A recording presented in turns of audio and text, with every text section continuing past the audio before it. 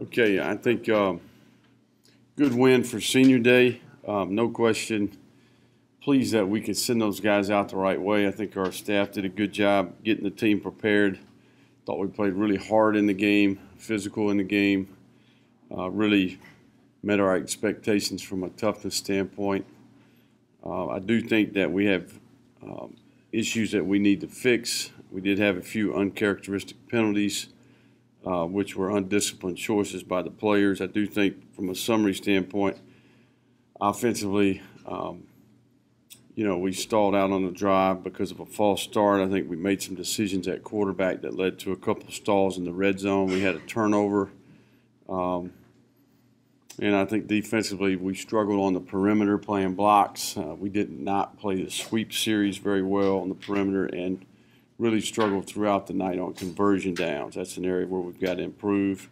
And then there's a significant drop-off when our twos go in the game, and that's pretty evident. Game changers, wish we could have executed the hand situation a little bit better, and I think the returner communication has to improve. So good win. We've positioned ourselves. We are in contention, and no matter what's happened in the past, we're right where we need to be relative to accomplishing a goal, which is to win the Western Division. And certainly, I think it's this time of the year really challenges everything about who you are. I think in football right now it challenges your belief, your ownership, what type of discipline you have, your toughness, your commitment to the team, the togetherness that you play with and prepare with. Ultimately, it's about our identity as a team right now, what we're willing to do to go find a way to get it done. So we did have a good look in our eyes Sunday. I'm anxious to watch these guys compete this weekend, but we must turn our focus and attention to the time we have between now and then and prepare at a really high level. So with that, we'll take a few questions. You probably don't, but how do you wrap your mind around the fact that you could have one game left, you could have 3 games left? Right. Well, you just have plan A, plan B. Sometimes it's even C. I think really the thing that it affects right now is recruiting, obviously because of the championship week is a contact week relative to recruiting. And certainly not knowing what bowl game you may end up in affects your calendar from a recruiting standpoint. So we've got several contingency plans in place for recruiting, and that's probably the biggest thing that it affects. I mean, we're in the same mode we were in a couple of weeks ago relative to the divisional format and the championship game, and that's just find a way to win in advance, which is exciting for our players and our staff, and certainly something that we look forward to. From what you've seen of ULM's quarterback, Caleb Evans, what's your first impression, and what do you think he does really well? Well, I think he's an outstanding player. He really runs their system at a really efficient rate. One of the better quarterbacks in our league. I think he's a good athlete. He's a threat to run the ball. He's a threat to extend pass plays. You got to contain him in the pocket, and you've got to do a good job staying in coverage when he does extend the play. So he's been very effective throwing the ball and rushing the ball, and presents a number of challenges for you. How much do you know about the ULM rivalry series, and how interesting is it that is now intertwined with all that's on the line too?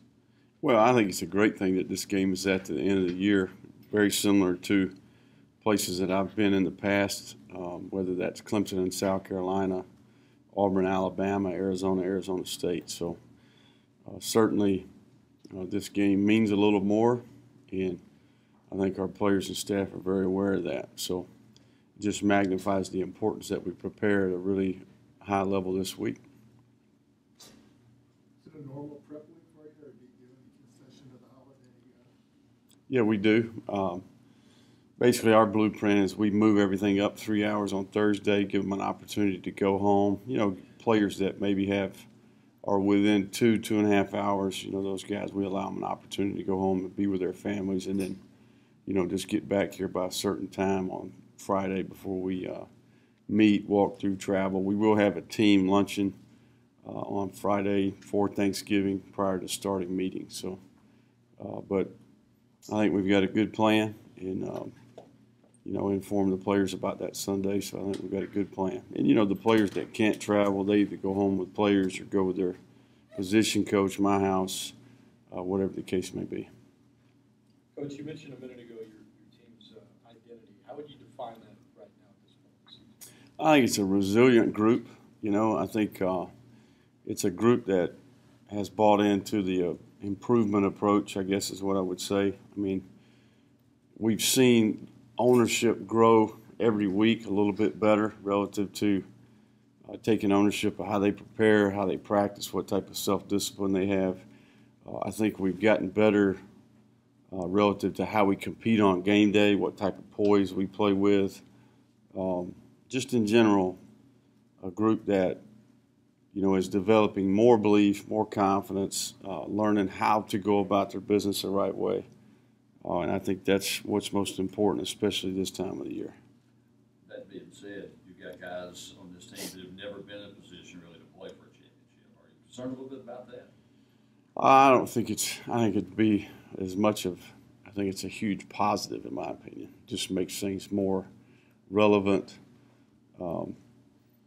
I think there's a set of problems that go with that. I'm not concerned about that. I'm just happy to be here and certainly proud of our team for the way that they've stayed the course, stayed focused on what was important, and got ourselves in contention. Part of this might go to the depth issue, but is it satisfying to you that you haven't had a lot of situations where you've had guys yanked in and out, and unnecessarily moving guys around, and you've had some stability basically in Right. your lineup on both sides? Yeah, it's been huge. I think our strength staff's done a great job. I think our long-term plan has worked. I think the way we put our off-season program together, and we tweaked some things compared to maybe what we did at Alabama. Some of that is input from Clemson, input from Arizona State, certainly Colorado State, very similar group of five situation, overtaking the team. Our visit to the LA Rams for 4 days was huge relative to how we structured practice and the amount of volume that we put on the players. So, we've done a good job. I think our strength staff has done a good job, and I think we researched it and modified it, and I think it's worked throughout. So I'm pleased with the injury rate. We've had our bumps and bruises. Most of those are contact related, which is part of the game. So The other part of that maybe I'm getting at is you haven't had to pull a whole lot of guys to ineffectiveness. Right. You've been Yeah. able to made good find it. decisions. I think we've obviously created competition, and I think that's why we've been able to get a lot out of them. Offensively, we've got a little more stability and experience, but defensively, I think there's the play count for each guy maybe it tweaks a little bit week in and week out based on how they practice. But in general, we've done a good job creating competition. I think the players have responded, and we've had some stability relative to who's playing for sure. How did the trip to the Rams come up and who went? Les Need, the general manager, is a good friend of mine. Myself, Mark Hockey, our strength coach, and William Pigler, our director of player personnel and QC coordinator, we all went out there for a couple of days. McDowell status, Roar, any other injury updates? We think that McDowell is it's going to be all about how he progresses this week. He was going to move around a little bit today. It's about swelling for him, whether or not he swells as the week goes. We'll have a modified format for him throughout the week, similar to what we did with Elijah Mitchell, just kind of a little bit of an incremental workload relative to Saturday. But I'll be able to tell you exactly where we're at with him on Wednesday. Eric looks great. We did not play him Saturday. Wasn't quite 100%, so we felt like it would be better to hold him, make sure he's 100%, because out there, you got to be at your best. We'll get Farad Gardner back, I feel like, and then that's still Tariq Miller. We don't anticipate him be available for the game. I think that's pretty much it from an injury standpoint. South Alabama's had to run football, like I said, on the Right. perimeter and so forth. I know Monroe doesn't do a lot of the similar things, but there's something you try to tweak as far as scheme-wise there. Yeah, we just didn't do a great job on the perimeter, playing the blocks. The fits weren't exactly the way we wanted them to be. I'd give South Alabama some credit. They did some really good things in the game that created some issues for us. But once we kind of settled in, I thought we did a better job in that regard. But, you know, that's something that we've got to fix, and I think our coaches and players are aware of that. Are you not worried about seeing surprises like you did against South Alabama? That was a 2-8 team that, you know, had nothing to lose, whereas now you're facing a team that a lot of what they've done has been successful, so they're likely to not go away from it. I mean, I think South Alabama has a talented team. In my opinion, their personnel, I mean, I think they have a number of players that are big, fast, strong, explosive. I think that's a team that's played a very difficult schedule if you look at who they played. And they're in their first years as staff, so they've had a little bit of a revolving door at quarterback. You know, against us, obviously, the guy that started the season played really well. So I think they had enough skill. I thought they did a good job in the run game. Certainly their plan was nothing to lose, go for it on fours, keep it, you know, try to get it to 3rd and short, 4th and short, and they executed that. That's where we need to correct some of the deficiencies that we had on conversion downs. I think they had 18 plays of 10 or more yards. 9 of those were on 3rd or 4th down. So, you know, just to give you an indication of 3rd down and 4th down were huge parts of that game.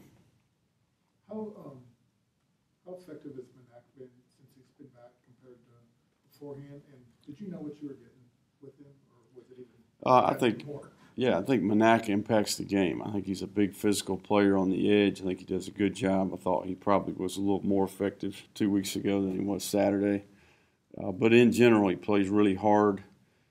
He's gotten more and more consistent. He's more disciplined. He's more assignment sound, and his technique has improved. So, but we certainly knew what we were getting because we had past experience with him.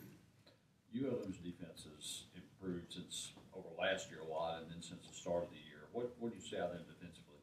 Well, they have. First of all, they've added 3 new additions on that side of the ball in their staff. You know, corners coach, defensive line coach, and safeties coach.